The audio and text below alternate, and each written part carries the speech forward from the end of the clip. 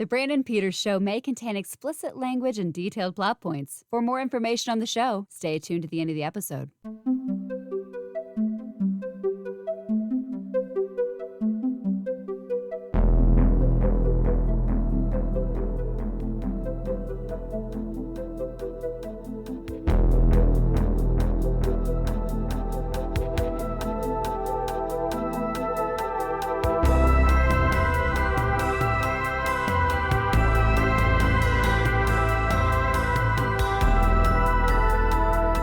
And now, here's Brandon.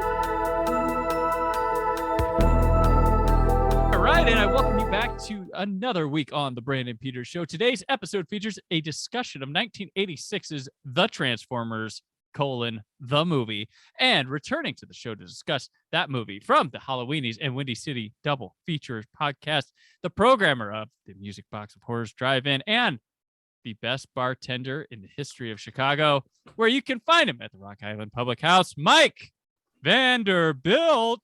Oh, Brandon, thank you so much. I should also add that Music Box of Horrors Drive-In that you mentioned that I helped program won Best Drive-In Programming in Chicago in the Best of Chicago poll as well. Easily. Who would have topped it?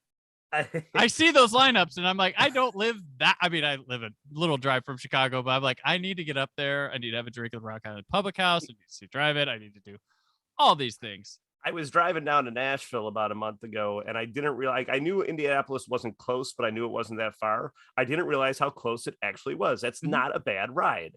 No, they changed some roads or what. They made it quicker somehow. They took away some of the length. I think they added some more freeway-esque roads on the way, because I know the Kokomo area got shortened up a bit by a road thing. Yes, Kokomo, Indiana, a real town. I don't think people, they hear that and they don't necessarily believe it. They think it's a joke.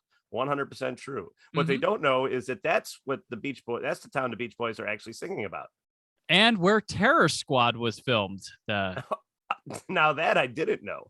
Yeah, took place in Kokomo, Indiana. The whole that movie. I did it on my old show when I did my live PopCon show was for Terre Haute, and because my producer Brad Shoemaker grew up, and when that movie was shooting, he was a kid, and they went and saw some, and that he knew all about the town helping with that movie. And that's such. awesome. But yeah, Terror Squad. What a picture. But yeah, so thank you for having me back. Always enjoy coming on the show. We did Bobby Joe and the Outlaw last time. And you were here for Jason Goes to Hell, one of your many Jason Goes to Hell conversations in the fall of 2020. I was on the Jason Goes to Hell promo tour 20 years after the movie got released. Mm-hmm. Another movie we showed, when we showed it at the Music Box of Horrors Drive-In, it sold out. Yeah, people do enjoy that movie. It's different. It's fun. I tell you what, one of my favorite parts of the night was like, are you familiar with the band Local H? Yeah. Yep. I remember them. Bound for the Floor was the big hit. Keep It Copacetic, but they've been around. Keep It Copacetic. That was it. Yep. Yeah. Chicago guys, and Scott Lucas I've become friendly with him, and he's a horror movie nut, and he's done some stuff for the Drive-In. And he texts me. He's like, well, you convinced me to finally see Jason Goes to Hell. And I know he can be such a prickly sort, like with the kind of movies that he likes. So I was, when the movie was over, I was so nervous that he was just going to like give you the finger, call me an asshole. Why would you make me watch that movie? But he said he really did enjoy it. So the cult of Jason Goes to Hell remains strong and grows to this day. What are you going to like instead? The New Blood? That one was we talked about it on the show. Of course, the Halloweenies podcast. Mm-hmm. We talked about these movies in depth. And 7, I liked it when I was a kid, and it's a great concept. But man, what a drag that movie is. Yes, 7 and 3 I liked when I was younger, and those have not been my favorites the more I've aged. 3 holds up for me still. I do like 3. Everything up to 4. 3 is one that it does come back around for me sometimes, but sometimes it's like, man, I used to love this one. What was up with that? But yeah, 7 just, it's got a great looking Jason. But I think that's what we all liked when we were kids. We thought that the exposed bones and everything was very cool. And of course, we were all excited because of the appearance of Suzanne Blue, who voiced RC in the Transformers the movie, right? Which yes, of course, that was where her and Bernie. We knew that, yeah. Bernie Lomax. But speaking of the Halloweenies, which you've covered that, you are about to take on the Evil Dead series with the Halloweenies. Oh man, so this is very exciting. So I mean, I don't know if anybody, I don't know if your listeners know about the Halloweenies, but the Halloweenies is a podcast that was started on Consequence of Sound, where the guys, was it Mike Rothman, Justin Gerber, Dan Caffrey, and Matt Gerber, they were going to count down the months to the release of Halloween 2018 by covering a different Halloween movie every month, starting with the original. And I remember listening to that first, because I knew who those guys were.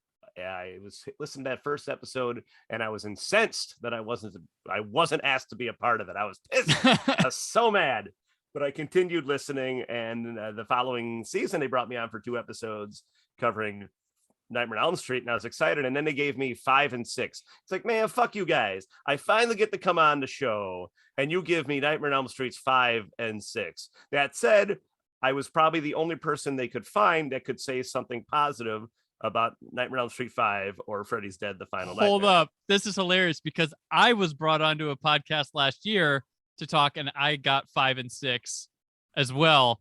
And I can talk positively about 5. I'm not saying it's some heralded genius that we've missed, but there's a lot of overlooked things that are very good about 5. What the best part about 5 is that it attempts to let the series grow up, even if it doesn't work. Yes. It attempts to tackle more adult issues and more adult themes with adult characters, and it doesn't necessarily all come together, but it is visually stunning but it does feature the worst next to 6 as far as Freddy makeup goes. Well, and it's got the Freddy's the worst thing about the movie. Like, it's the wrong Freddy for the movie. If you take the Freddy from part 2 and put him in 5, talking better. That totally came up on that episode of Halloweenies. Mm-hmm. So after those 2 appearances, after they saw that I could run my mouth about anything, including Freddy's Dead, The Final Nightmare, they said, "Do you want to come on full time and do Friday the 13th this year?" And that was the beginning of 2020. And I says, absolutely. And I remember getting together. We were on a Sunday afternoon. It was 70 degrees, 80 degrees in Chicago in March, almost 2 years ago to when we're recording this. And it was exciting. And we talked about the first Friday the 13th, and we went 3 hours. And man, this is going to be the greatest year. And the following Sunday, everything shut down due to COVID.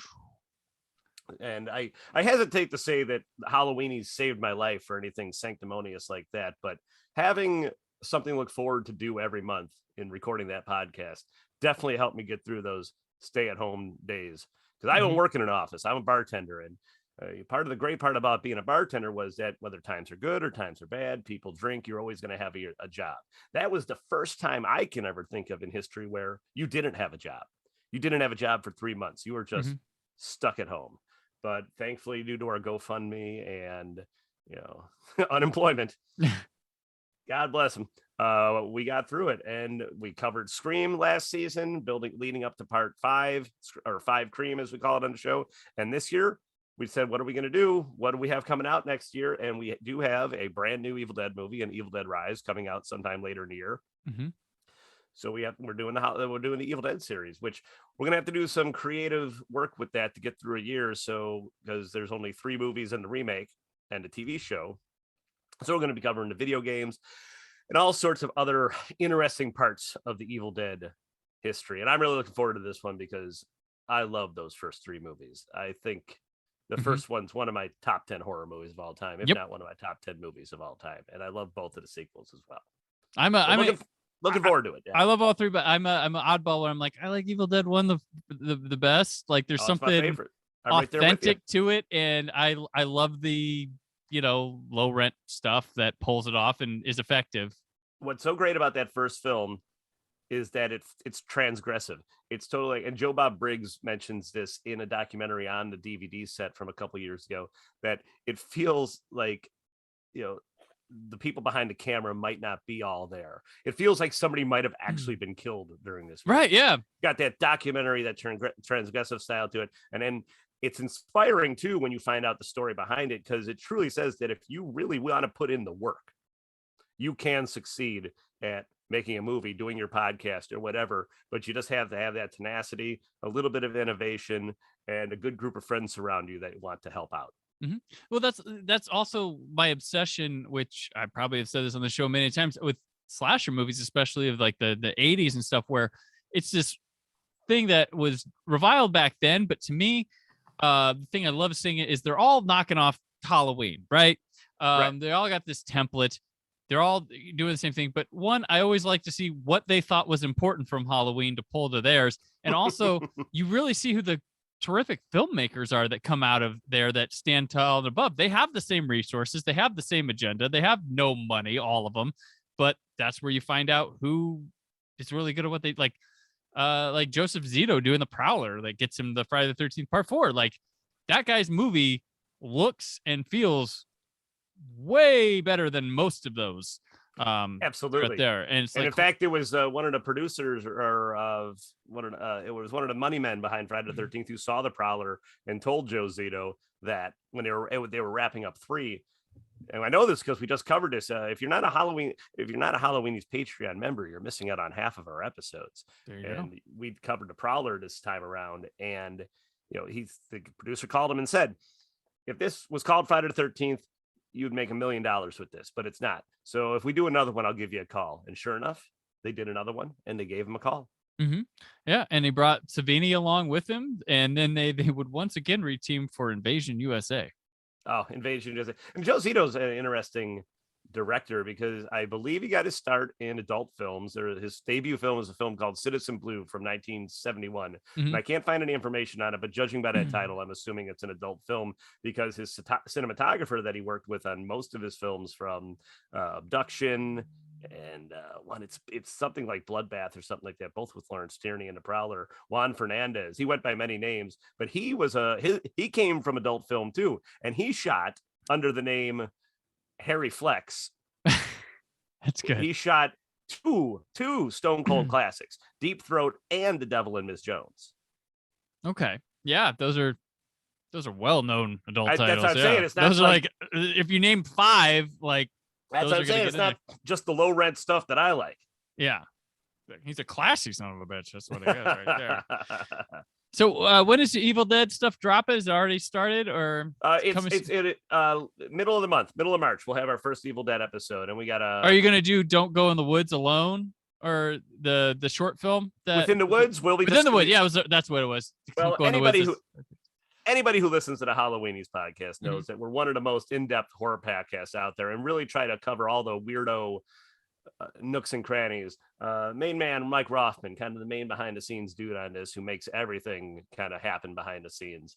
He once compared us to hardcore history, and we're going to be getting into Within the Woods and the one song on the soundtrack and the score and everything that went into making it. And I think I'm really looking forward to this, because especially that first episode, it's going to end up being like 4 hours long if you listen to the show at all. And of course, you'll probably get plenty of slide whistle. There you go. Excellent. Yeah. Looking forward to that. Yeah, Evil Dead. Yeah, big fan of that. I even was cool on that remake they did, or not remake, the other worldly thing that was like the first one, but not. Me and my dad watched that one, and we thought it lacked the fun and originality of the meaner, series. Yeah.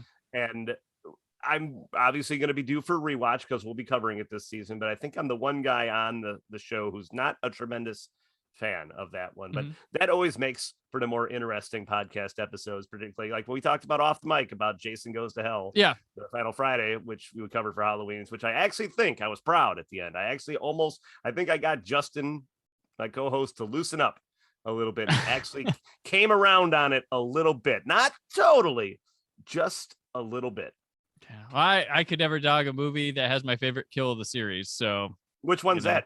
The tent kill, the unrated version. That's like, absolutely freaked me out as a kid. Like, what the?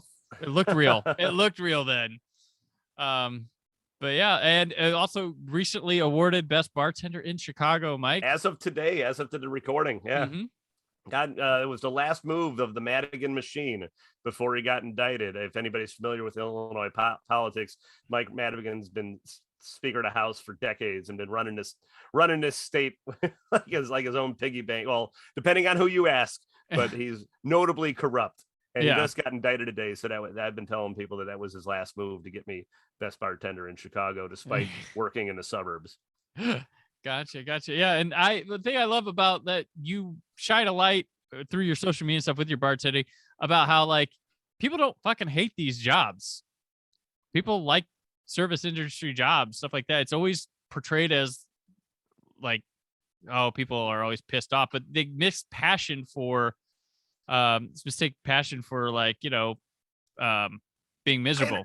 I understand what you're saying because Mm-hmm. this week I got asked to participate in an article for the Takeout from Brianna Wellen, former editor of the Chicago Reader, actually, and she an editor at the Takeout now, which is part of the AV Club where I freelance. And they wanted bartender horror stories. They wanted not necessarily horror stories, but just stories Mm-hmm. about tending bar on St. Patrick's Day in Chicago. And I've had 16 years of service tending bar in Chicago and the surrounding suburbs. And yes, there is that notion that about the surly bartender or the cranky waitress who hates this job and hates these people. I mean, there are people like that out there, but there's people like that at any job. I tried accounting. I tried having a straight job. I've had my fingers in all sorts of different pies, but bartending is to me the best job in the world. I mean, it would be the best job in the world except for one thing. The customers, but that's not even true because I love holding court and Rock Island Public House. Maybe I've just been blessed with working at places between Rock Island Public House or even Chili's out in the suburb of Orland Park, Chili's Bar and Grill. Yes, that Chili's, like in Southwest egg rolls, the whole deal. In that, I just had great customers. I had great guests that came into my bar that I became friends with. So I feel like I'm not really, I mean, I'm getting paid to tend bar. Yeah, I got to clean up after the night and I got to set up before coming in, but I'm essentially getting paid to hang out with my friends and host the party every night that I'm there. And I love it. If you're that miserable, I mean, leave, go find something else to do, but the money's too good. Right. No, that's just it. That's another thing. Like most people tip, and some people tip very well. Yeah. I was a good tipper in my 20s. I was like, but yeah, not that I'm not anymore. I'm gonna say not anymore. I would throw money. You've got kids. You don't go out to eat anymore. Yeah, no, it's at home a lot. Mac and cheese again. Yes. Oh, hey, don't dog mac and cheese is actually pretty solid. But yeah, no, I enjoy seeing that. My frequent guest on the show, Jim Dietz, he was a chef for many years. He had his own restaurant called the Gypsy Cafe stuff. He loves talking about stories of that stuff. And one might think he's like complaining, but no, he loved that grind. He loved that lifestyle and everything. He doesn't do it anymore, but he was big into it. Yeah. Also, like when you see me and my partner, Ashley, kind of tweet about dumb shit that bothers us at the bar, it's because it's funny. And nobody wants to hear how great your day was every day. But yeah, we have to laugh about it. And people ask me about this all the time, why it bothers us. And I can't put my finger on why, but the thing that bothers us the most seems to be when we open up at like 3 p.m. and it's usually an older, like middle-aged guy comes in and wants to know where everybody's at. Or people who ask, when does it get busy around here? Like, don't fucking worry about it. It's none of your business. More people need to learn to sit in a bar by themselves and play on their phone. I'm all for getting a little tuned up and chatting. Like I said, holding court. One of my favorite things to do on Saturday night is I just have this great group of weirdos who I love who come in and we talk about movies, everything from Invasion USA to Fellini, are talked around the Rock Island Public House bar. But at 4 p.m, sit there, play on your phone, enjoy your beer, enjoy the silence for a minute, for the love of God. Oh, it's excellent. But yeah, no, I appreciate that because I'm a person like I'll do your work. You hire me, but you're going to get me every day. I don't hide myself. I don't do anything. So, and my thing is, if we're going to be here every day, all the time, let's have fucking fun. Let's not take each other, Absolutely. I don't understand people who go into work. I mean, look, some jobs really suck. I just haven't had to do that in a while. Towards the end of my run of accounting, it was definitely me dragging my ass in there and being miserable and taking too much time off because I simply didn't want to be there because I just didn't fit with the culture of the company. But I was like, let me try it. Let me get through it. And then I thankfully, blissfully got fired and went right back to tending bar the next day. And I haven't looked back since. There you go. Excellent. Awesome. Well, more drinks to be served. Yeah, we're coming up on St. Patty's Day season. Yeah. Yesterday was Fat Tuesday, which is a big day for us. Because our Dave, the co-owner of the bar with his wife Jen, is he's Louisianan, not Cajun, although we tease him about it because he gets a little mush mouth sometimes. but he is from New Orleans, the city of New Orleans. So it's a fun day that day. Jepson's Malort for everyone, right? I had a couple last night. That is true. There you go. Excellent.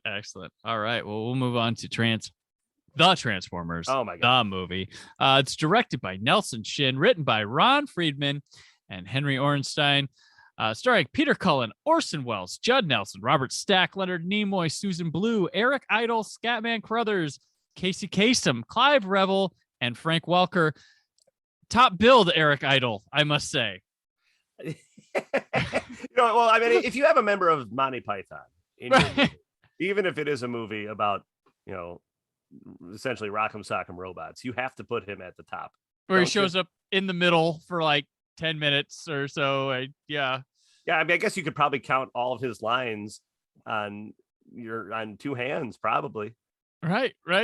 All quotes from television, right? Which was inspired, having the Wreck-Gar and what were their names? The Junkions. Yes. To speak television. There's a lot of inspired, just weird choices in this movie. That makes it. I don't know. This might be a top 10, top 20 for me. Yeah. I don't know how. Do you remember the first time you saw Transformers? I do. That's on my. So I saw this thing. This is the first time I can remember crying at a movie, which I'm sure I'm not special. I'm not alone on that. I'm not gonna try to sell that, but many a young man about death in the summer of 1986. I was a gigantic Optimus Prime fan. He was my hero. I grew up on He-Man, Thundercat. I was a kid in the 80s. He-Man, Thundercats, Transformers. We had them all. Transformers were my tops. Star Wars. They were my Star Wars transcends everything, but we all like Star Wars. But what else did we like? Transformers, was second to Star Wars for me, if not, and it probably maybe my favorite thing for that latter half of the 80s. So I had the Optimus Prime toy, and then they came out with a new one, and then I remember my parents, and this is before you could there was no internet, so they one day wanted to get me the new Optimus Prime. Couldn't find it. I live in Fort Wayne, Indiana. The new one was plastic. The original one was metal, and then the new one was plastic. And they drove into Ohio and didn't stop driving through Ohio till they found a toy store that had one and brought it. So I guess my parents loved me. Yeah, but I guess so. I mean, you can't just call. You couldn't check other store systems at that time. They just drove into, which granted Fort Wayne is 10 minutes from the Ohio line, but they drove into Ohio and kept going until they found it and brought it back to me. But Optimus Prime, and then seeing this movie, I just couldn't believe. I think I had heard or knew he was gonna die, but I didn't believe it, and he did, and I just stunned. I couldn't. The whole movie, when I was a kid watching it I just kept thinking about Optimus Prime is dead. It couldn't get me off that out of my brain. And looking back at how it's presented, it's horrific. But this movie has a lot of. We'll talk about how cold it is with a lot of things, because it's adults not realizing child emotions at the time. They're selling products and they think, oh, they'll like flashy new. But that's when I first saw it. I don't think I saw it in the theater. I believe it was a VHS rental. Same thing for me, and I don't understand. And my mother doesn't understand. She does not understand how she did not take me to see this movie, because I would have been 6. It was August of 1986. I actually checked the newspaper archives. It was playing at the Evergreen Park, the Evergreen Plaza, which was in our neighborhood. So, because it wasn't playing on a lot of screens either, because despite as popular as Transformers was, it being released, it feels like by the De Laurentiis Entertainment Group, they just didn't get it on as many screens as it could have if it had a real major studio behind its release. They took me to Follow That Bird on the fucking big screen. They didn't take me to Transformers, which I loved. It's because you had that Follow That Bird was playing anymore. Had that Sesame Street money. It also wouldn't surprise me if the poor reviews maybe pulled some parents away, or the fact that they knew that it was kind of violent even for kids, and knowing that Optimus Prime died, because I was a bit of a sensitive child. So I definitely would have seen it on home video when it came out the following year from Family Home Entertainment, which was a division FHE. of, USA Video, because this comes out. One of my favorite things about doing this episode while we're voting a new episode of Halloweenies is any Halloweenies listeners know how much Transformers the movie comes up on that show, because Dan Caffrey and I are tremendous fans of this movie. And like USA Home Video released Silent Night, Deadly Night, and through their child's arm, Transformers the movie. I just love that dichotomy. That is great. So I think my mom maybe didn't take me to see it because she knew I would have fucking cried and had to get dragged out of the fucking theater. I could only imagine that's why, because I did see it on home video. But by then I must have known that he was back, because I feel like I may have. So that's August of 86. And February of 87 is when the Return of Optimus Prime comes out. I believe, didn't they add on the VHS cut of the film at the credits, it's like, Transformers will return this fall, featuring the return of Optimus Prime. And that was on the VHS home video credits. I've heard that, but I don't remember that from the VHS home video credits. Okay. But I believe I may have seen Return of Optimus Prime maybe before I saw Transformers the movie. And actually, Return of Optimus Prime is a pretty good, even if you ignore all the episodes of the TV show, Return of Optimus Prime is a pretty good sequel to Transformers the movie, I think.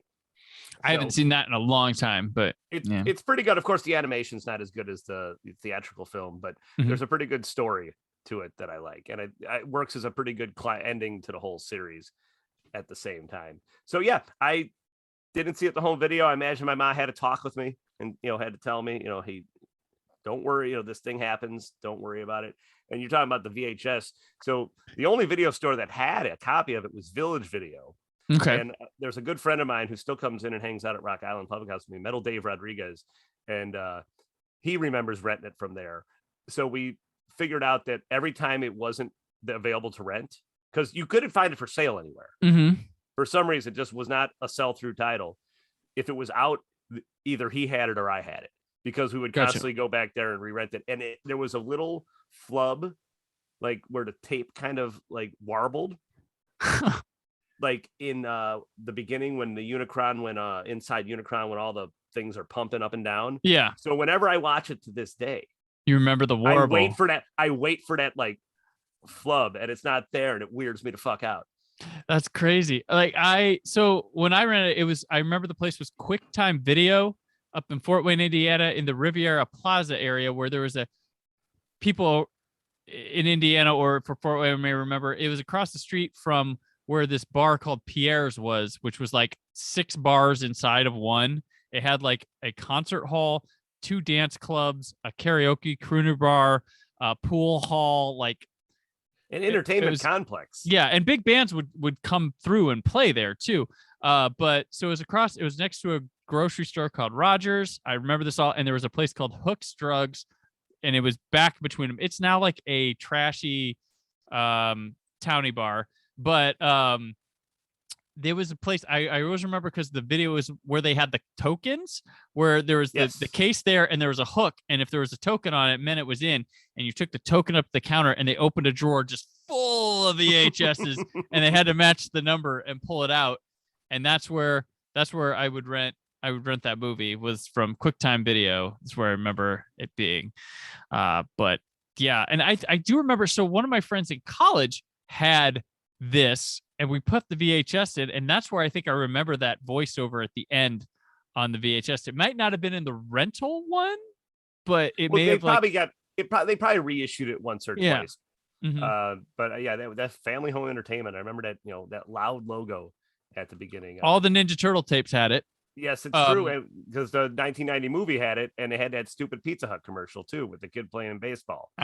And my old show, Cult Cinema Cavalcade, that was for the first 3 years, that was the first thing you heard when you push play on an episode, was the FHE logo, before we did our cold open. But and it's a loud as fuck logo. You're right. I remember being very loud. Like, I think they probably qualify that as a nightmare logo these days. It's like and then the xylophone.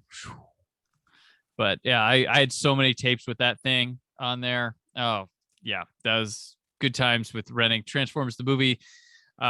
And I will say this: you said top 20 movies of all time for you. This is, and I know I'm it's not my genre, though I always try. This is my favorite anime film of all time. No, I think whether you want to qualify this as anime or not, you can't deny that there's an anime influence on this. Especially when you compare it to episodes of the TV show. And the TV show is fine, and it gets really weird in the second season, where it gets very serialized. Which was, odd for this time, where each episode was usually a self-contained adventure. The second season got a little bit more serialized, and that led into this movie, which of course took place 20 years after the second season, and then was essentially, as we discussed, I mean, the marching orders from the production team on this movie were, we're getting rid of the old 85 line of toys, we're bringing in a new line, write these new characters in so that we can sell them, which is cynical, but it makes sense. But it makes sense. But like, I don't think they had to go. They didn't have to go as hard as they did, but I'm glad that they did. But I think this is definitely. We're not talking about this right now if they don't go hard. Exactly. Because some so this and My Little Pony both flopped. So because we should talk a little bit about Dina Laurentiis Entertainment Group. So they were the movie was distributed by DEG, which is, of course, Dina Laurentiis company. He started it after he produced Firestarter in Wilmington. The governor, Jim Hunt, said, "Hey, I'm gonna give you money to produce movies here." So in 85 they acquire Embassy Pictures, and in 86 they release, listen to this run of movies that De Laurentiis releases in 86. Raw Deal, My Little Pony, Maximum Overdrive, Transformers the Movie, Manhunter, Blue Velvet, Radioactive Dreams, Trick or Treat, Taipan, Crimes of the Heart, and King Kong Lives. Cult movies, not successful then, but exactly legacy. All these movies flopped, and the following year he would release Evil Dead 2: Dead by Dawn to bring it back around to the Halloweenies podcast. I forgot where I was. I just forgot where I was going with that. We were talking about the De Laurentiis. We were talking about going hard. I can't remember. But no, it's good. Yeah, the De Laurentiis group, and he was. It's so funny that his origins are with prestige Fellini films, and then when he comes to America, it's like, well, what can I get my hands on here? And it's a lot. It is a splatter dartboard toss of thing. Like he does like Halloween 2 and 3, and then Manhunter, but he's also My Little Pony. Like he seems to find a importance in IP decades before that becomes the thing. Yes, and that's where I was trying to go. I remember that's where I was trying to go with it. Like he picks up like Transformers and My Little Pony, but they both flop. They both stall out at the box office. So like if he didn't go as high, and so if this movie didn't go as hard as it did, and it was just like, say, something like My Little Pony, or even the G.I. Joe movie, which is fine. I like the G.I. Joe movie, but I think the G.I. Joe movie suffers from being produced after Transformers, so they can't go as hard as they want. So people don't talk about it as much. Right. Because I hesitate to call Transformers the movie, full of adult themes. That's like say when Deadpool came out and people are like, oh, it's an R-rated superhero that deals with adult themes. It's like, no, like fart jokes and chimichangas aren't adult themes. This is just a movie for teenagers, and it's sophomoric and it's fun, and that's why it's rated R. So I hesitate to say Transformers is this deep dark movie, but I miss this kind of ultra violent movie that they make for kids. As somebody who is totally tuned out of the whole Pixar thing, where every movie has to have every movie is this cutesy animated thing about depression. This movie is a really coolly animated movie that incites depression. Well, it's not thematic, but it still deals with those adult themes, but in the way that you would deal with them in an adult movie. I felt like, as I was rewatching this for the podcast, I feel like one of the things I really adore about Transformers movie is that it's essentially an 80s action movie for kids. This could be a Jean-Claude Van Damme movie, or a Steven Seagal movie, or a Stallone movie, or a Schwarzenegger movie, but you're dealing with robots instead of like kickboxing and drug dealers and the like. Well, and the thing too, like where you're talking about, it takes Megatron and goes from the TV show Snidely Whiplash to this movie. He's like the general from Pan's Labyrinth now. Like and this is even before he becomes Galvatron. It's just like, oh wow, he is a cold heart. Like this is evil. And I love that, because what they're saying is like, yeah, we had the TV show and the TV show school, but if you were going to get people into the movies, we need to give it just a little bit more depth, and per Hasbro, kill off a bunch of characters. Yeah. And coldly, and the way it's not just in the tone of like the actors and the story that they're doing this, that watching the lights go out in their eyes is haunting. Well, I'll tell you, when Prowl gets it on, like one of my, I'm going to say this countless times through the show. One of my favorite sequences in the movie, because the whole movie is filled with it. And I love that every sequence in this movie is punctuated by a hard rock song. I think that's ingenious to have a movie about robots that are made of literally heavy metal, and then give it this heavy metal soundtrack. I think that's inspired. But when when they kill off all the Autobots on the shuttle, and it's gruesome, like you said, when that smoke comes out of Prowl's mouth when he bites it. And it just it is funny, like when you think about it, like, so there were all these gunfights for 2 seasons of the show, and nobody got hurt, and now all it takes is one shot to the chest on on Brawn, and he's out. He's done for. In like 5 minutes, the stakes are raised to an insanely high place than they ever were before, with Unicron eating up a ship already, a planet, and whatever, and then Megatron gunning down people. You're talking about anime. How great are the interiors on God. Unicron? Oh, so good. So good. And the light, the way the lights flash and everything. I'll tell you, Mike, I'm going to say this for my listeners stuff. So I had a bucket list thing that I did for this episode that I always wanted to do with this movie. I never did. And I watched this movie twice for this, but the first time I'd always wanted to watch this with an edible, and I finally did for this, and it fucking worked. It was everything I had hoped it had been, and it was a joy. The only thing I can say is missing from the home video experience from Transformers is an isolated score track just to soak it all in like that. But I don't know. Vince Copola's score is impressive, and he got the job because of Cobra, or not because of Cobra. He got the job because of Rocky 4. Well, there's like a Stallone connection. Like, he wrote Frank Stallone's only hit. Did Hearts on Fire, like, and there's like some sort of Stallone and Stan the Bush's touch song is supposed to be for Cobra. Yeah, supposed to be for Cobra. Yeah, so there's there's just 80s on the edge of everything in Transformers, the movie. Yeah, and like I said, this is a rock opera. Even like this is a Transform. I'm not the first person to say this, but like it really is an experience in addition to being like a film. Like, there's a feel, just a zone that you can hit with this movie and just soak it all up, and just pure visual joy, audio joy coming together. It's amazing. This movie is a rock and roll movie. I remember when we showed it last summer at the Rock Island Public House drive-in, and when I introduced it, I made it a point to everybody, because they're in their cars and they got their, car radios where it's transmitting through. I said, this movie's meant to be played loud. Yeah. And I was so happy. I went out there halfway through to make sure everything was running, because I was tending bar that night, and I could hear all the sound. Everybody had it cranked up to 11. Oh yeah, in their cars. And I remember. So my late friend Mike McPadden, he wrote the book Heavy Metal Movies, and I was talking to him once, and I says, "How did Transformers not make the cut?" And he goes, "Well, it was in one of the earlier drafts." And unfortunately, he was going to send me the what he had written about it, but he never got around to before he passed away. But he used to get an email a week from some guy calling him an asshole. Not including Transformers the movie in his book Heavy Metal Movies, and it should be there, honestly.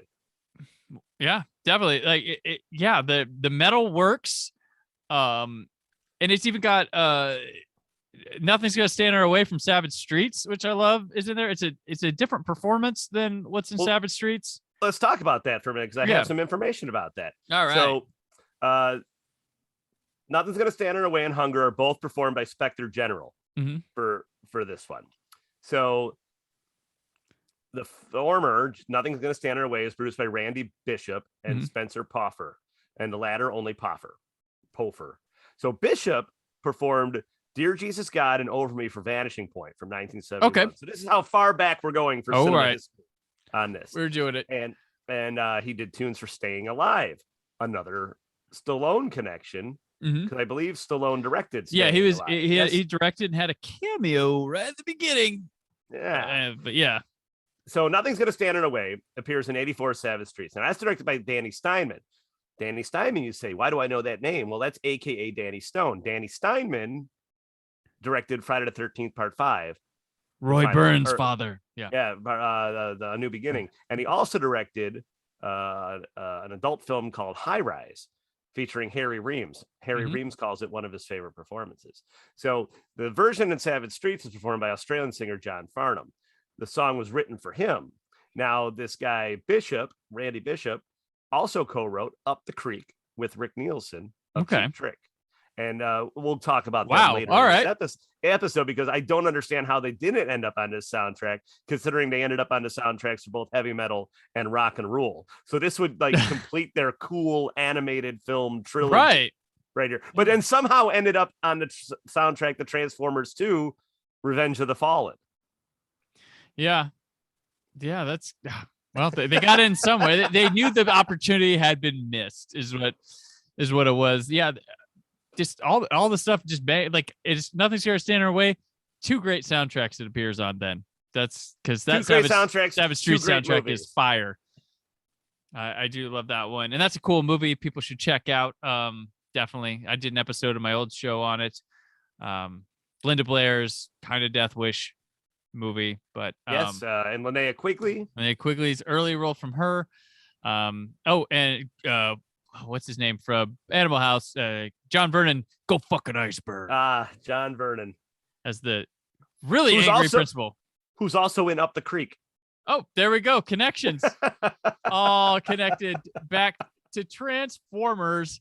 So the anime stuff comes in basically with all the new designs they're doing. Get way more anime looking than the original Transformers design. There's a lot of very kind of historic samurai looking, like it got the Fu Manchu mustaches on them and tentacle things. I wanted to remark how many mustaches and beards there are on robots in this movie, from Wreck-Gar to the Quintessons. One of the last survivors of the first planet that's destroyed by Unicron has a little goatee on him. I always thought little touches like that were cool, and I think a lot of that had to do with maybe Nelson Shin. And I read a lot to do with Kozo Morishita of Toei, who he wanted to bring in a more visual flair to the film than the cartoon series. So he insisted there's layers and layers of shading. I could never put my finger on exactly what that was, but that's what it is. Than your average, Saturday morning cartoon. Right. And yeah, this one definitely ups the animation game here too. And, you talk about like this, flops, and that's bad for the De Laurentiis group. For the cartoon people who own the series, this movie is just like a bonus. This is like doing Aqua Teen Hunger Force, the movie, because they still have ad revenue and stuff and toy stuff, which I don't think De Laurentiis probably was involved in. He was just need hit film. Yeah, he was. I mean, I'm sure it was already produced. I doubt that he put any money into it. I'm sure he just distributed it for, a cut of the profits or something. Right. So yeah, this kind of like cartoon movies at this time were probably kind of just gravy, hoping to be a big hit, but if they didn't, well, we'll just not put another one out there, I guess. But so let's talk about the new characters. So we discussed how they killed off all the old characters. Right. I thought there was a fun bit of trivia so the story consultant, what's his name? Frank Dill. I think it's Frank Dilly. He was a Chicago guy. So in an interview I watched him, he said he based the new line of toys, the new line of characters, their personalities on the 85 Bears. Now, I have a little, I didn't get to everybody, but here's my list of what I figured out, what I think he was thinking of. Hot Rod. That's Jim McMahon. He's the punky QB. Okay. Right? Yep. All right. That fits. Cup. That's Ditka. He's the coach. He's been around. He's done this before. And William the Fridge Perry, Ultra Magnus, because I'm pretty sure William the Fridge Perry might be bigger than Ultra Magnus. That's as far as I got. I don't know if you have any insight, but I'd definitely appreciate if the listeners, I think the listeners of the Brandon Peters podcast, I would like to hear who they think is who in comparing the new characters from Transformers the movie to the 1985 Bears. Gotcha. What opposing player would be Galvatron? Who would that? That's well, you know what? Nobody stood a chance against the 85 Bears, but it would probably be somebody on the Dolphins, because that's the only team that they beat. Don Shula. There you go. I love it. There we go. Oh, yeah, that's interesting. That's you named all the people that I would remember from. That's just Walter Payton on there too. Payton was on there, and Dan Hampton was on there. But most of those guys were just. I mean, I saw Dan Hampton in a bar once. He was doing like an autograph signing at this place, Fast Sam's out in Orland Park, and that motherfucker was huge. Like that's like something like I forget sometimes how big football players really are until you see them. Yeah, next to my scrawny ass. I tell you, football players, and have you ever seen like Shaquille O'Neal in person? No, but I can only imagine it's terrifying, stunning. It's just like I saw a Team USA Dream Team 3 game back in the 90s, and they did an exhibition in Indianapolis, and just even from like when I first entered in a higher tiered seat to go down to watch them do warm-ups of the court, he just was humongous there from a distance. It was stunning. But yeah, those athletes can get larger than life.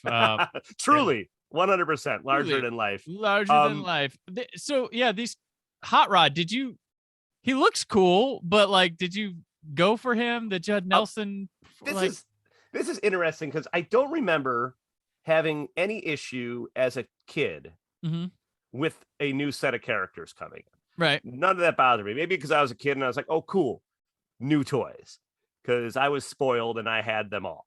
Right. Except for Springer, who became, as I got older, became my favorite character in the movie. And you talked about your mom and dad getting you that Optimus Prime. One day I, went over to just have dinner at my folks. And then I was like, oh, I got you something. She had gone on eBay and found a Springer. Oh, wow. I had posted something on Facebook. I was like, I don't understand how I didn't have him. Because my parents pretty much bought me whatever I wanted. Yeah. And especially like when the toys would go on sale, my mom would like snatch them up because the KB, this is some South Side action. The KB toy store at Evergreen Plaza, when they had a sale, it was a sale. So if you waited just long enough to get like you could get the whole line of like The Shadow with Alec Baldwin. Yeah. Which was that age where I was not quite, I felt like I wasn't sure if I should still be buying toys, but you still kind of did it. Is it culturally acceptable if I continue with this? Yeah.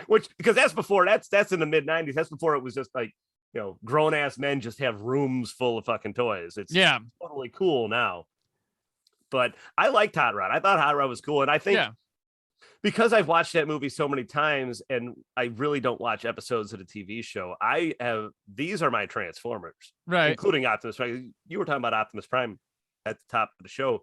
I always as a kid loved the main character. I was not cool or quirky or I didn't want to be Han Solo when I was a kid. Maybe when I was older, I wanted to be Luke Skywalker. Yeah. And I found this interesting thing. I sent this over to you. This is from a paper out of Hawaii from the 80s. And I want to read this for you. It's from a reader called Marco C. Irdian. I'm just going to read some of my favorite quotes from this. All right. If we are to have a holiday for men like Martin Luther King Jr., this is a real article, people. This is no bullshit. I read. Yeah, I caught my eye. I'm like, what is this about? I need to preface this. Right. If we are to have a holiday for men like Martin Luther King Jr., Prince Kaweho, and Kamehameha, then we should give similar honors to other great men as well. Many of the most noble and wisest figures go down in history unknown and unappreciated. One often ignored is Optimus Prime, the benevolent leader of the Autobots. He is much deserving of a special day honoring him. For through consistent example, he demonstrates that success can be obtained fairly and without hurting others. And I'm mad we just missed this because we need to do this. To spread this idea, we should set aside February 24th as Optimus Prime Day. Oh, so Brandon, we just missed it. I want you to remember this next year, 2023. All right. If we're not all nuked, we're going to celebrate Optimus Prime Day on February 24th. And for you listeners, I will post this whole article on my Twitter feed or not even article. It's just a letter to the editor. This is just an average man who had an opinion and wanted it to be heard. About Optimus Prime. Man, so I think this, they just take away. I don't think there's a problem with wiping out the old Transformers, bringing these new, but they wiped out a biggie that they even underestimated how much that would affect the Optimus Prime thing. I don't think kids would have cared about the other ones as much, but you took away a hero. Yeah. It's weird when you look back on it. And I had often read about the letter writing campaign, but I found contemporary articles from the time from newspapers, which I sent over to you, that there really was a letter writing campaign led by kids. Yep. And it worked because Hasbro listened, they didn't realize, and they brought them back. Yeah. Probably for that new one that your parents drove to Ohio for. Right. Yeah. That's probably what it was. Did Bumblebee die or just disappear in this? Bumblebee survives, Jazz survives, and I believe Cliff Jumper survives. Right. Okay. Because then Bumblebee changes to Goldbug when he gets an upgrade in Return of Optimus Prime. Gotcha. For the record. Gotcha. I know a lot of people hate on Wheelie. But I guess he kind of is the Scrappy-Doo of Transformers the movie. Right. But I also never had a problem with Scrappy-Doo. Wheelie is Wheelie is who, when you're a kid, you can kind of relate to him a little bit because he's obviously, a young boy. It's one of those things that until you had the internet, you didn't realize was a problem for people. A meme pinion, as I'd like to call him. It's not something you actually believe. It's something you read. Yeah. And now you're passing it off as the truth. I never realized until the internet that anyone ever had any problems with Return of the Jedi till I had the internet. And I was like, what? Like, oh, okay. Yeah, exactly. Exactly. I think that's a good example of that. Like, it wasn't until the internet that I realized that that was a thing. But yeah, so the one, and also too with this Transformers movie, where the strength of this, which to this day nobody has the courage in making these into live action films to just let the Transformers lead a movie. Is it that hard to follow them? Like, Brandon, as I was in the shower before this and thinking about the notes just before we were sitting down to record, that's the main issue with those. I barely made it through the first of the Michael Bay Transformers, and I have no problem with Michael Bay as a filmmaker. Right. I count Bad Boys as one of my favorites, and I liked his little Coen Brothers thing with Pain and Gain. I thought that was fun. Yeah, I think what is it? The music video for "I Would Do Anything for Love" by Meatloaf. The guy's got visual style. He's got flair to spare, but those Transformers movies are ugly, and I want to hang out with the robots, and this movie does that. And they flesh out these characters as much as they could. As I was watching it again, I was like, well, what can I quibble about with the plot of this movie that I love? I love its brisk pace. I love how fast this movie moves. I like the planet hopping. That's awesome. All the planet hopping. But it is a movie that, a little bit longer if they would have slowed down and maybe we got to really learn about these characters, these toys, maybe got a little bit of romance between Springer and RC. Yeah. I think that's all stuff that's kind of touched upon, but I think overall it works, but as that briskly paced, like, is it 80 minutes? Yeah. Even with all the planet hopping. The credits start about 78 minutes, I think. When I watched that movie for the first time as an adult, as a kid, it felt so much bigger to me. Yeah. Because it does feel kind of small when you watch it as an adult. Because your mind can create some of that depth as a kid. Absolutely. You think things happen in there. You put more into RC and Springer's relationship than Ron Friedman, the guy who wrote it. Right. Yeah. Or what did it say? They do that. It's fine. There's your second draft. Fine. Yeah. So I like that. And I always liked Cup. I always thought Cup was cool. My dad's favorite was Blur. My dad would sit and watch Transformers the movie with me. So he knew all the characters. So it just always cracked me up to no end. We haven't talked about Orson Welles as that's right. Yes, as Unicron. That's a big point. Yeah. Again, at the Rock Island Public House Drive-In, we had a request. Somebody wanted to show Citizen Kane for their husband's birthday. This is his favorite movie. I said, I think that's great. Let's turn it into an Orson Welles weekend. So of course we showed Citizen Kane, Touch of Evil, and Transformers the movie. His breakout, his opus, and his final one. And I think that's the kind of thing as a film programmer you joke about doing, but nobody actually has the balls to pull it off. You goddamn right we did it down at Rock Island Public House. And Citizen Kane and Transformers the movie were both very well attended. Touch of Evil, not so much. Little disappointing. I think a lot of people missed out, but yeah, it's a terrific movie. Charlton Yeah. Heston, one of my favorite Latino actors, does great in that. Charlton especially Heston. if Yes. yeah. My favorite Latinos. No, so like, yeah, it's not hard to follow a robot. Like, I don't know why they do that, but the Michael Bay ones, I've seen all live action Transformers. The first one, God bless you. everybody fucking went crazy about Michael Bay's first one. I saw it, and as much as I have this fondness for Transformers, I like Transformers growing up. I grew up. I watched the movie a bunch since then, but I don't like harp on it. But it was huge in my life then. I'm watching this. I felt disaffected. There were some impressive action scenes. The thing that impressed me most about the Michael Bay ones is when they came to home video and the CG held up really well. Like it didn't, it looked seamless. So good job on you, Michael Bay. But then out comes this afterthought movie, Bumblebee. I hear Bumblebee is awesome. Holy shit, Mike! You haven't seen it. It's been on my short list. All right. But everybody who did see it told me, Mike, that's a Transformers movie that you wanted. It became one of my favorite blockbusters of modern time. Like it made my top 10 of that year. I'm not like, I poke fun at people for their nostalgia, whatever. Sure. Felt literally like the opening of Bumblebee felt like reconnecting with this movie. I was touched. I couldn't believe what I was seeing. It's like 10 minutes maybe, but I recognized the Transformers. They look like the Transformers. Right. And there's like Cybertron stuff, and I'm like, oh my God. And I took my kids to it. I'm like, all right, we'll go see Bumblebee. And it's still, they lighten the load of Transformers. It's a Spielberg ET story, but done really fucking well.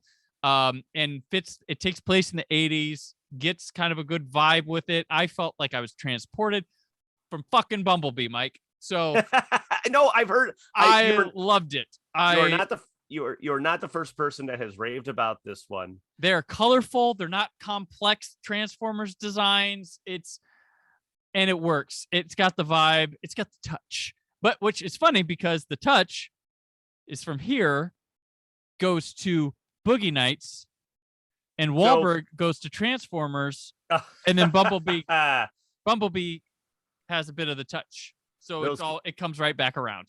Those connections. It's funny. I remember sitting in a movie theater watching Boogie Nights in 1997, which is one of my favorite movies of all time. And, the internet was the internet back then, but I was just remember being like, oh my God, somebody else remembers that movie in 1997. And couldn't believe it. And of course, when you look at it, like Paul Thomas Anderson was a little bit older than us, but he probably just dug that movie. I don't think I've ever really saw a straight answer with him in a what do I want to say? In a interview where he expressly says, I put that in there because of Transformers the movie. It's something it's something that could look at like it was made for Dirk Diggler, but if you know, and you're like, that's funny. That's funny. But that soundtrack is obviously one of my favorites. I always like it's kind of cool like that they got Weird Al in there. I mean, the reason is because he was on Scotty Brothers, who released the soundtrack, and they make a song called "Dare to Be Stupid" work in a just seamlessly. Well, it fits the vibe of the film, but then the more as I watched it today, I don't know if I ever noticed this, that whole song is essentially cliches and a lot of cliches from commercials. And it's on the planet of junk where all these characters learn to talk by watching television. Yeah, that's just inspired. That's sharp. Aaron, I have a question for you. Sure. So I think this movie is chock full with a lot of great lines. Okay. Do you have any favorites? What stood out to me when I was younger and stuff, and when I first revisited when I was older, is the swearing was in it. The ultimate damn, which wasn't on the Family Home Entertainment. Damn was on there, but the shit wasn't. Okay. Quotes. Now I'm drawing a blank. I'm on the spot. I'm looking and now, and I was going to run down mine, but my computer is acting really funny. Hold on, let me. Draw it. Of course, one shall stand, one shall fall. That's because I liked all. There's so many cool, cool tough guy lines in this. I always liked. It's the 80s. It's the E that rolls off their tongue so easily. I've got better things to do tonight than die. has always been one good. of my favorites because it implied that Transformers had a social life. Like Springer was going to go out with RC that night. Yes. He had better things to do. Take a couple shots of Pennzoil and yeah. What the hell? Hold on. Why is we can edit this out. I don't know. My clicker's not working on my mouse. So let me see. Well, me, Grimlock, and then saying whatever. Whatever he says. Yes. Hold on. Hang tight a minute, Brandon. It's okay. Yeah. Yeah, the lines in the movie. All Also, right. There we go. Who say the lines, Leonard Nimoy takes over on Galvatron's voice, and he would voice a Transformer in one of the Michael Bay movies. So he got to do both worlds. That's good for him. It's weird to think he came back, or like I don't think there's not enough footage of interviewing like how did they get these big name actors. It is really crazy because they are big names at the time of this too. This is peak Judd Nelson. This is absolutely Leonard Nimoy is. The Star Trek movies are a big hit. He's turning into a big director. He'll deliver one of the highest grossing films of the year around here with 3 Men and a Baby. And that's right. Like he's, I don't know whose favor. There are tons of favors being, Orson Welles. It's insane. Well, the one guy was explaining the story consultant, Flint Dilley, was saying like you'd bring him in for a day, for a couple hours. Mm-hmm. Yes, to stay with these guys. You weren't paying him that much. And he was just like, they couldn't believe they got Orson Welles and Robert Stack. But here's my favorite. Here's some other of my favorite lines from this movie. Such heroic nonsense from Megatron. I mean, before he unceremoniously blasts that fucking Autobot, that's 80s movie bad guy stuff. He is Anton Chigurh of the Decepticons there. Yeah. Coronation Starscream, this is bad comedy.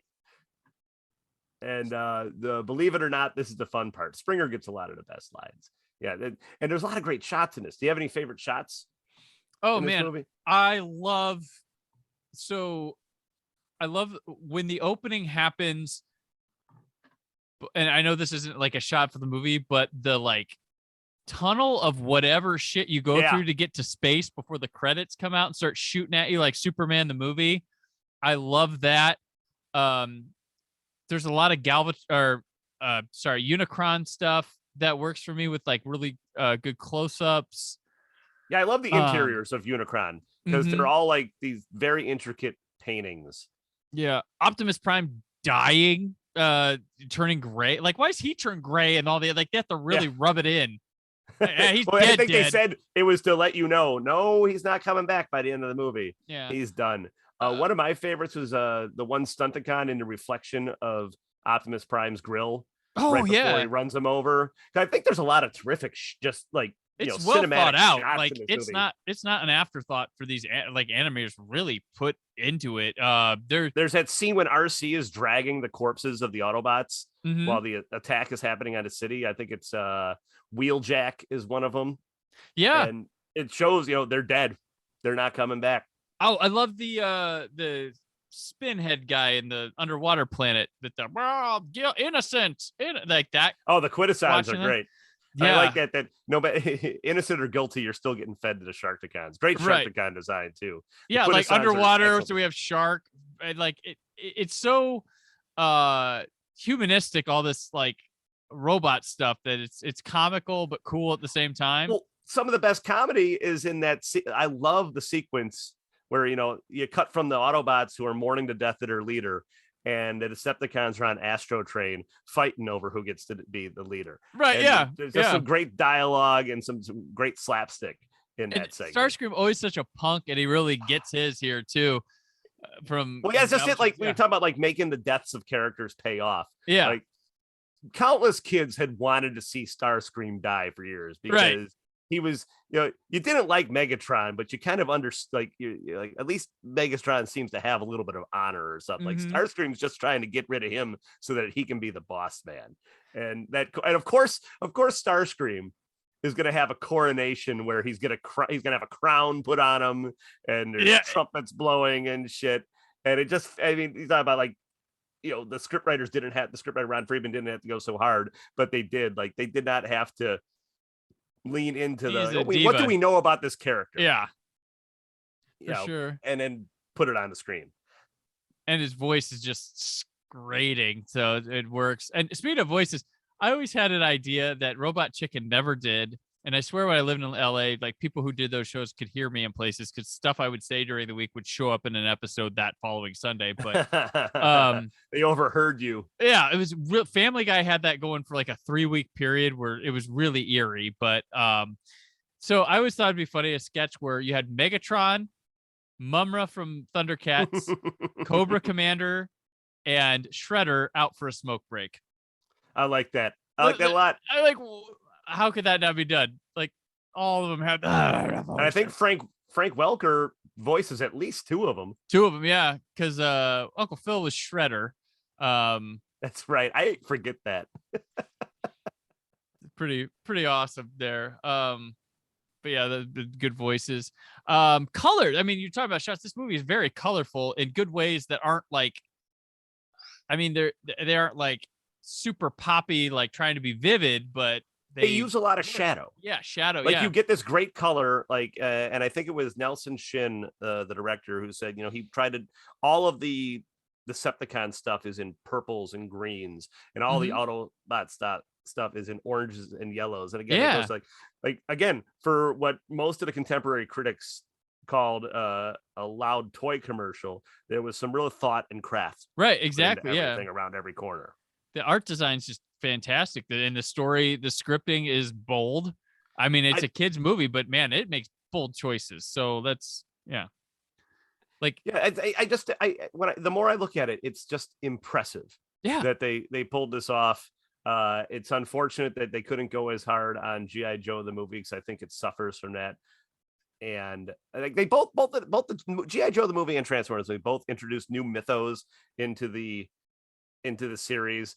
G.I. Joe the movie, all the Cobra La stuff, and we'd never really heard about the Matrix of Leadership, I don't think, until the movie. But it just think it works better with Transformers. Yeah. And this feels was more thought out. And essentially, I mean, all they're doing is the hero's journey. They're redoing Star Wars, but it just totally works. And I think it's something that goes like another one of my favorite 80s toy property movies is 1987's Masters of the Universe. What I like about what both of these movies have in common. I do dig, but we'll talk Masters of the Universe sometime. How about that? That'll be another. I apologize. I am an apologist of that movie. No apology needed, because it's that good. Billionfold. Yeah. I love that both of these movies start out media res, and you're accepting your audience, which is children who have watched these TV shows. You just need to know Megatron good, Megatron bad, Optimus Prime good, He-Man good, Skeletor bad. And Master of the Universe has a line that I think would actually have worked very well in Transformers, the movie, where He-Man's like, it's always been between us. And I kind of like that epic quality of that scene, even if that final fight in Master of the Universe does, for various reasons, is not as compelling as it should have been. Right. That's that faux Shakespearean kind of good and evil thing that you really get in the Optimus Prime Megatron showdown. Definitely. And I tell you, like, there was a lot of complaints about this being hard to follow, and I've gone back to, I'm like, as I go back, I'm like, this is not hard to follow. It's actually too easy. Maybe you don't get a character name or two of inconsequential side characters, but I think pretty easy to follow. Brandon, when I read those critics, the contemporary critics of this movie, you know that they had already gone into this one with their minds made up. That they weren't going to like the 80-minute toy commercial based on this Hasbro line. They already decided, because they couldn't pick, most of them couldn't even find something compelling or interesting to talk about. That it's usually less about the movie and how there's a lot of, like, I don't want to call it, it's not necessarily moralism, and to bring it to contemporary times with like the Batman, where people are talking about, like, so I'll probably end up seeing this new Batman movie, although I don't think we need it. If we're going to do another Batman, let's get a fun one, for the love of God. Fucking please. Crazy. Let's get a fun Batman movie. Yeah, no, I agree. There's a lot of people kind of wringing their hands about, there being toys for this movie and it being for kids. It's like, I think you're being dismissive of kids not being able to take, or like, watch and take in, darker subject matter. Like Transformers the movie isn't pitch black or anything, but you're dealing with good and evil, and it's a very kind of base level, but there's some interesting stuff. You have Optimus Prime dying, you have to deal with death, and there's that idea of there being a greater threat that, because there's a really cool moment in this and there's a really great like horror movie organ, like in a movie of synthesized sounds. There's the horror movie organ when Galvatron approaches Hot Rod for the first time, and he's like, we have a similar foe now, but he's about to team up with him, but then the greater evil takes over. And I think kids like movies like this. Yeah. And kids can like the Batman. That's why there's toys for the Batman, because there are going to be kids that see it. I don't know when everybody our age became moralists. We had toys as soon as they had children. Rambo. We had toys and cartoons for Rambo, RoboCop, and I think to your point here, I think with entertainment now, they fear a kid taking an emotional journey like this with their entertainment. It's got to be safe. It's got to they're afraid to let the kid have the emotional journey, deal with it, figure it out themselves, and move on to things. I don't know. I feel like there's a fear in that. Oh, don't let them do that. Safe. You give them the Marvel movies, which they're fine. I enjoy going to them. I enjoy them, but I know what I'm getting every time. And they're not the groundbreaking things everyone's hailed as every time they come out. I think Transformers the movie has more interesting, story beats and gravitas than your average Marvel movie. I think that, and I think it's got a little bit more imagination too, because some of the choices they make with these characters, turning Cup into the grizzled old veteran who's always telling stories, and they even give him, I love that he's always telling these stories, and then there's that moment at the end where Hot Rod's like, doesn't this remind you of anything? And Cup's like, no, I've never seen anything like that. That puts some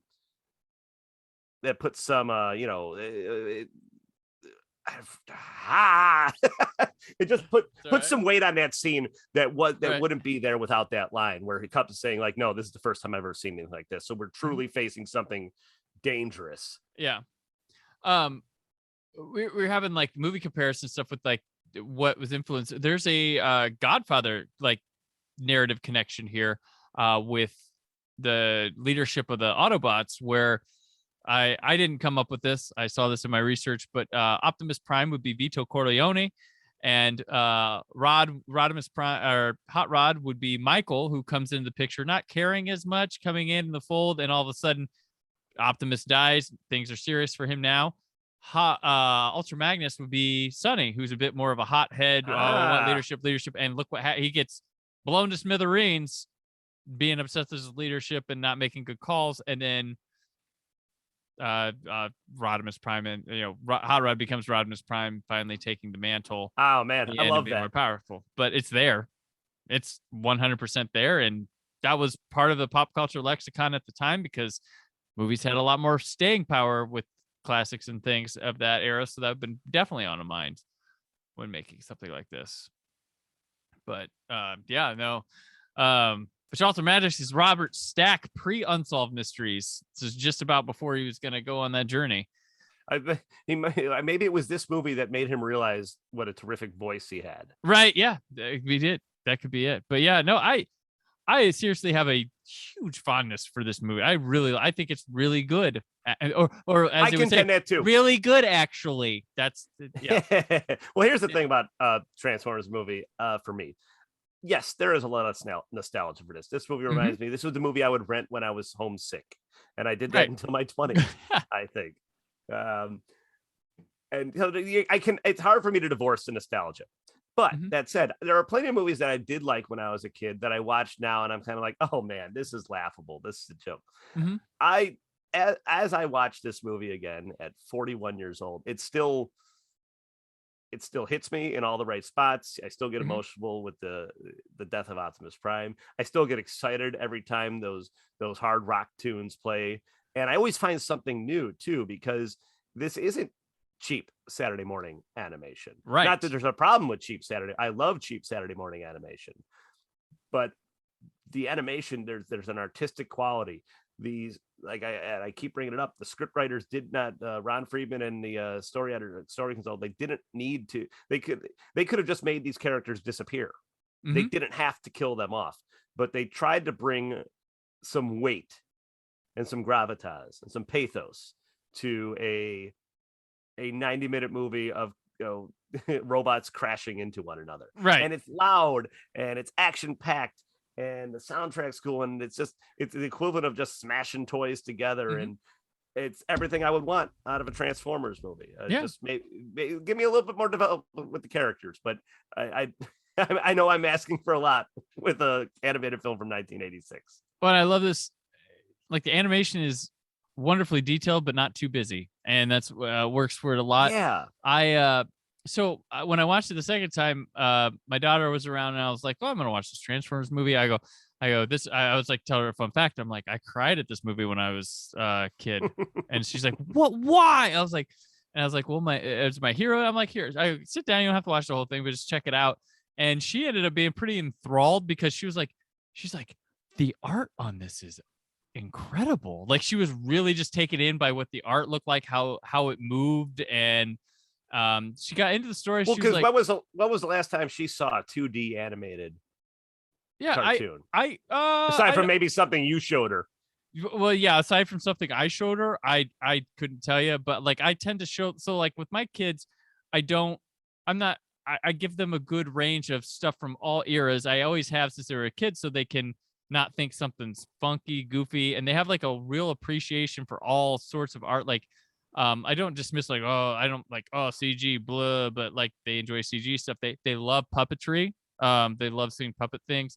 They enjoy 2D art, stuff like that. So it's not strange to them to see stuff like this. Granted, when they go for all their streaming stuff, that's new stuff, it's, CG and nobody's spending the time to hand draw stuff and put on YouTube a lot of the time. But she was really taken with how this art looked, and she's seen like great Disney stuff like this with 2D and some other notable things, but she was just like drawn in. Like it's because Disney is, Disney obviously has great animators, and so does Transformers the movie, but Transformers the movie has that rock and roll style, and like you want to talk about pacing, this movie just never lets up.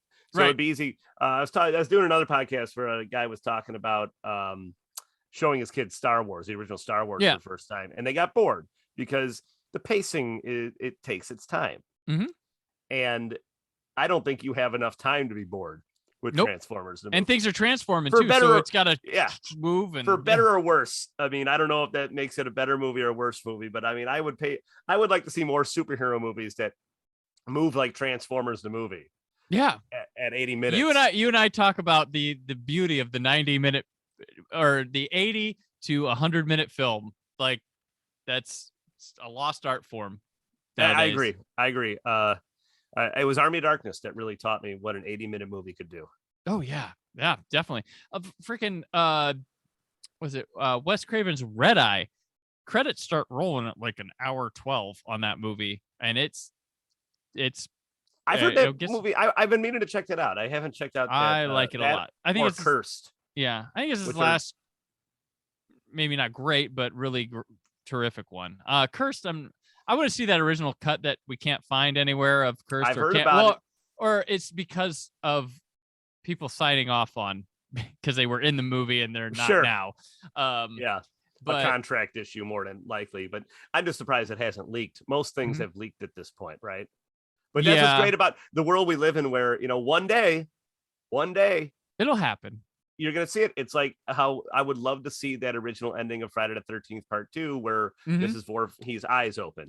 Her eyes open. The original ending, the alternate ending of 3 would be nice to see. Oh, yes. I know there's the film strips and stuff that we can see some cells, but someone has it somewhere. Yeah, it has been. It was, for a long time, the filmmaker said it was never shot.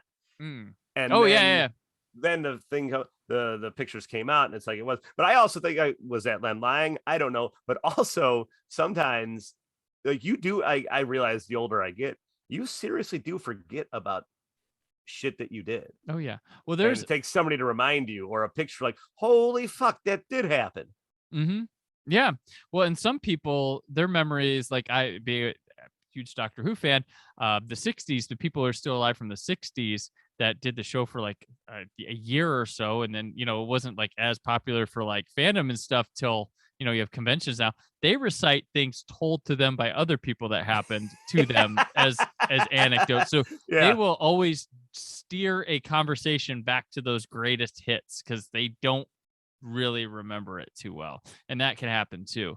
But, it is what it is. But I don't know. this movie has nothing extra really to it. No fat on But, this movie. no. Of course, I would say I hate when people like. I've never really heard anybody deride this as cheesy or 280s or anything like that. Mhm. Like in modern times, obviously, contemporary critics had different. It utilizes its 80s-ness perfectly. That's It's a perfect kind of time capsule of Mhm. 1986, from the music to the style of animation to kind of the vibe that this movie has, the feel that this movie has. I just think it's one of the best. Yeah, for sure. I'll second that. I guess if you don't have anything else, we'll move on to what else. Let's do it. All right, what else? This is where we just talk about something else we might have taken in, put out in the world, read, wrote, written, blah blah blah, something else. So Mike, what else? I covered the whole season of the Righteous Gemstones for the AV Club, like we talked about. Mhm. You know, I don't know if we talked about that off mic or up front show, but Right. I'm freelancing at AV Club, and I covered Righteous Gemstones, which I don't watch a lot of TV anymore. When Mad Men, Justified, and Breaking Bad all ended within like a couple months of each other, Yeah. I kind of threw my arms up and said there'll be no more good television after that. But I do like the Righteous Gemstones a lot, despite my feelings on Halloween 2018 and Halloween Kills. I like that uncanny valley dialogue that Mhm. Danny McBride can crank out. And I think David Gordon Green is a very talented director, but they are at their best when they're creating their own world, which is why when they try to shoehorn it into the Halloween world, it doesn't work, because their style of, especially Danny McBride's style of dialogue, is so distinctive.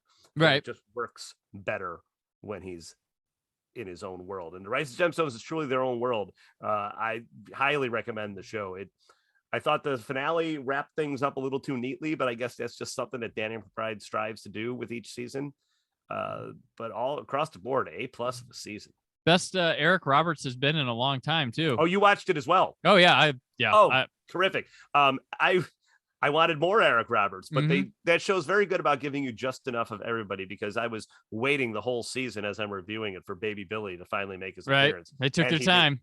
And he did not disappoint. Right. And I was character one of the character arcs I was most what do I want to say? I was most into, because he's such a scumbag. Mm-hmm. But they even gave him a little bit of a redemption arc. A little bit. When he left that baptism, I said he's got to be going on, a quest for redemption. And even though he got sidetracked, he was. And I always love when Amy Lee Gemstone shows up in an episode. Yeah. Be it a flashback or as a ghost. Yeah, definitely. No, they just, I mean, whatever. I'm sure Gemstones will probably find out season 3 is it or something, and then they'll move on and create a whole nother world of their people and do the same thing, which I'm all for it. As long as they don't get bored and keep. I'm really hoping for 5 years of this one, because this one's really, really. Danny McBride said he wanted to make it like his Thornbirds, this epic family saga. And I love that concept of it, because it does straddle that line between sophomoric, very silly, very slapstick comedy, and darker, deeper themes very well. And I thought they did that even better this season. And I think because their dialogue is so silly, when you have really, Dan McBride is a fine actor, but I know him just more as a comic actor, as a comedian, most of the cast of the show. But when they get these real actors on this show, people like John Amos, people like John Goodman, people like Walton Goggins, who has played two of the best heavies on television over the past 20 years with The Shield and Justified. Yeah. To deliver this dialogue with like real acting chops, it just elevates that show. Truly impressive. And I like that HBO doesn't make them, since that's a comedy show, they don't confine them to the half hour. Some episodes are a half hour, some episodes are an hour, some are 45. However long they need to be. Yeah, absolutely. I think that's great. I think it's just truly inventive, innovative television. I'm into it. Well, the thing I like, and I always tell my listeners, I'm not brought to you by HBO Max, but when it comes to HBO and television, they're still making television. Like, everybody else seems to have gotten in this mold where a lot of their shows would work great as like an hour and a half to 2 hour movie, but as an 8 to 12 thing. But HBO has never let up. They're still what they were back when The Sopranos came out. Everybody was trying to match them, keep up with them, find some stuff. And now they're on these elongated movie journeys, which everybody praises. Oh, so much depth. I'm like, so much fat. so much nonsense. See, yeah, I'm with you on that. Because even with Gemstones, I think I gave one episode maybe a C plus. Mm-hmm. And it was just because, I mean, it was, in hindsight, it was an episode it needed because it set up story, but it just kind of, it dragged. But other than that, it was, like you said, it's truly television where everything works. So that's why it's an A. But yeah, I know what you're saying about that. And HBO Max actually is like the streaming service for cinephiles this side of Criterion. I watched Breathless. I watched a Godard movie on HBO Max. Yep. That says it all. Soderbergh is making HBO Max movies. I want to watch that one, the crime one he did last year. That's been on my short list. I hear it's excellent. Yep, it is. It's really, he's figuring, like, he doesn't bitch about things changing. He just finds a way to do his thing, and he's made some great films since he retired 20 years ago, but yeah, no, I definitely, Righteous Gemstones. Mine, I picked, funny enough, a television show. For the first time ever, I'm checking out the Apple TV because I wanted to see Macbeth. That guy, yes. And then Coda got nominated for Best Picture. I'm like, that was the only movie I hadn't seen that was nominated for Best Picture. So I watched that, and I'm like, well, I'll check out their shows. The first one I've checked out is Severance, and pretty good stuff. I was on the James Van Osdale show last week, and he highly recommended this one to me and said that he thinks that I'll really dig it, but I have not watched it yet. Really high quality, no bullshit stuff, and it feels like they're making, like I said about HBO, it feels like they're making TV, because while it is a serialized show, every episode has A to B to C of its own, rather than just a bunch of bridges. Yes. And that's something the Gemstones does well. Except I felt like they just wrapped things up a little too nicely at the end of the season. And I also took in, I've been taking it with Severance is one I want to highlight because it's currently running, but I've started like Mythic Quest, which feels like Community passed some sort of torch to it. And this is like, if you like Community, I think this is right there with that. And also television, where episodes where you watch stuff and it can be serialized and still be standalone at the same time. But yeah, Justified was good about doing that. Oh, Justified was Crime of the Week episodes, but then they would have the overarching story. I thought that was one of the best shows in recent years to do that. That was an incredible show, and it was funny because Justified saw the sun setting on it, because like the season before the final one was like, okay, maybe they're running out. Oh, they're going to end it. And they ended it very well. Because I remember that, I think that second to last season, I remember thinking, this is all cool. I love seeing all these characters, but they're kind of treading water. It was the Michael Rappaport, Alicia Witt season, I believe. Was that the penultimate? I got it. I've been meaning to. I rarely rewatch shows, but there's no time. Exactly. Especially when I'm preparing, 3 pages of notes on Transformers the movie. Right. But yeah, so that's what. Yeah, Apple TV so far, it's only $5, and I might go for another month because I'm enjoying perusing so far. It's like a no whammies. I find that show that's like, oh, you're just like Netflix, and I will. No, I think it's the Netflix fans. You're out there, but man, I watched elongate shows. I watched that Texas Chainsaw Massacre movie, and I did too. Glad that wasn't a 3-hour miniseries. Hey, that was I was like 90. Wow. Okay, let's do this. And 2.5 stars for me on that one. It wasn't awful. Not the worst one. You know what? I do contend that if it was a new slasher movie with a new villain, that would be like everybody's new favorite slasher. It felt like it had something to say too. That's what I got to give it props for. I'm like, okay, you have something you want to say about things. Yeah. It tried, but thematically it was just too all over the place, and it couldn't hammer down exactly what it was trying to say. Well, it was like once Leatherface showed up, it was like, we're done trying to say things. We got to do this whole thing. It's Texas Chainsaw. You had your time. If you got it, you got it. Yeah. Right. So yeah, but Mike, thank you for coming back on here. It's my pleasure. I always say it's been too long, but really, let's do He-Man next. Let's do Masters of the Universe. We'll do Masters of the Universe next. A movie I will praise despite the hate. It has long lived good, but before we sign out here, let people know where they can find you and what you got going on.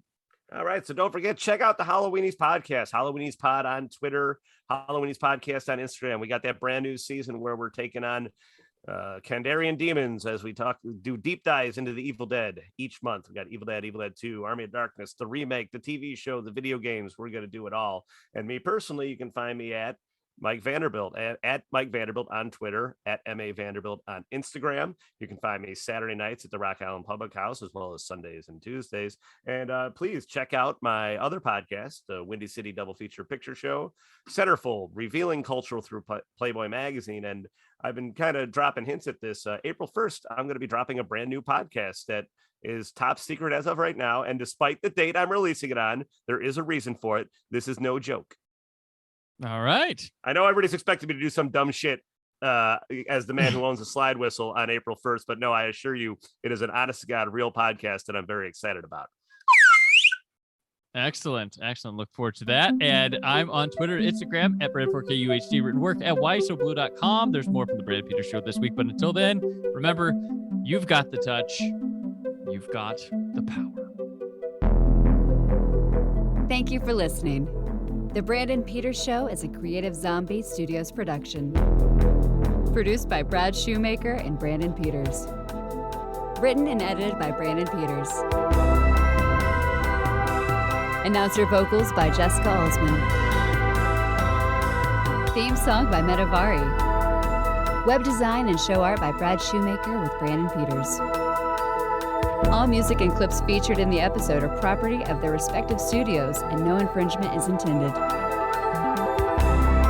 Additional information on this and other episodes at BrandonPetersShow.com. For any inquiries, press opportunities, or sponsorship, contact mail at BrandonPetersShow.com. The show is available on Apple Music, Spotify, or anywhere podcasts are found.